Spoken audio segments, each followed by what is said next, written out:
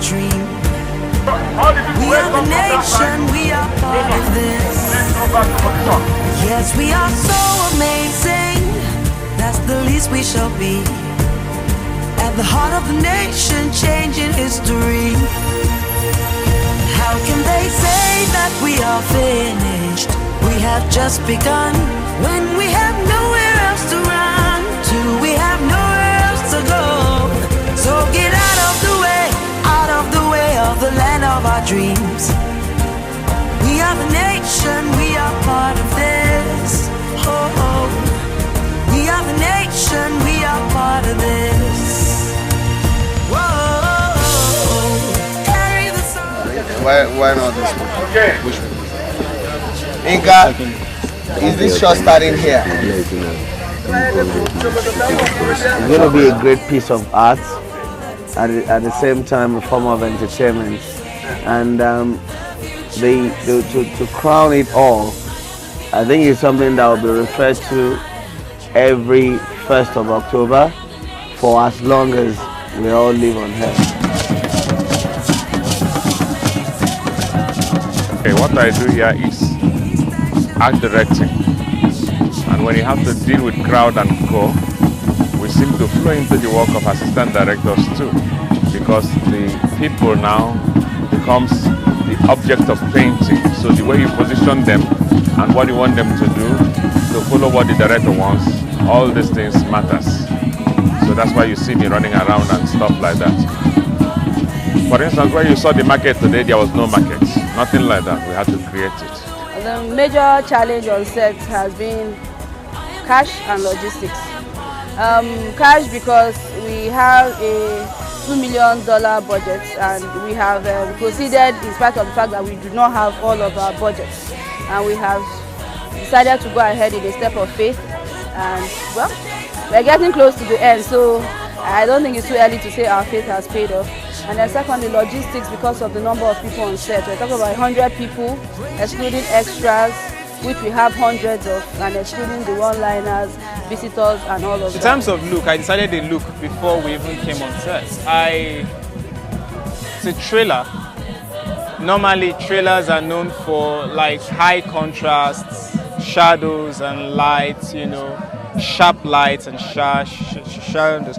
But I decided from the beginning of this film, I didn't want this film to look that way.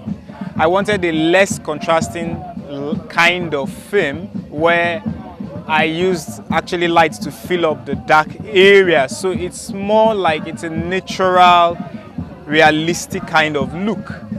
I also did that for a specific reason, actually, which I discussed with the director, because when we're looking at the characters in the story, one of the characters that is the bad guy, Aderoko is his name, but we just felt while we were prepping that there was a reason why he became who he is in the script.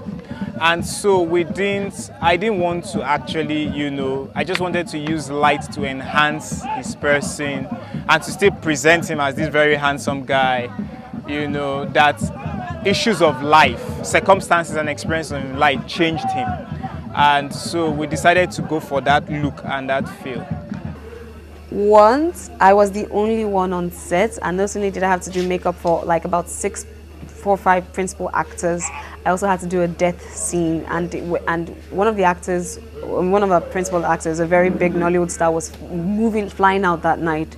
So we literally had to shoot like 5 scenes in 2 hours, and one was a really complicated special effects death scene, so it was running and lots of running, and it was really challenging, but I found myself laughing throughout. It was amazing. I just loved that day. I was by myself, but then, you know, some people pulled in and they were there for me.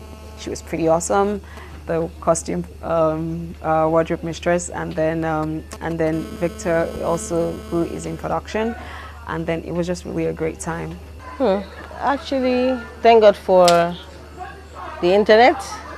Thank God for technology. You know, we're able to do some research, go back, way back in time. You know, there have been some documentations of things that happened back then. So all we did was try and go back You know, see how things were worn, what colors, style, you know, style for different kinds of people, different calibers of people.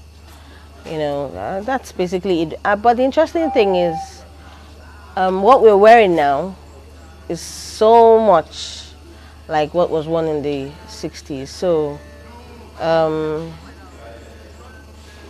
it was challenging. It had its own challenges, but it was something that could be done. You know, I just hope we've done a convincing job so far.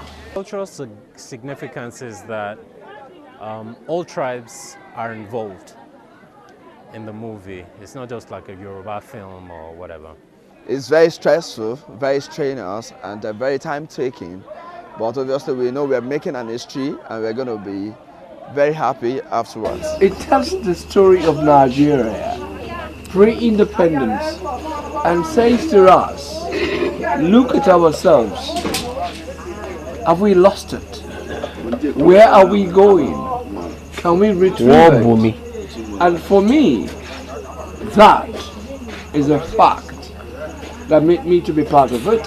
October 1st simply tells you a story of Nigeria then and now and what we want it to be like.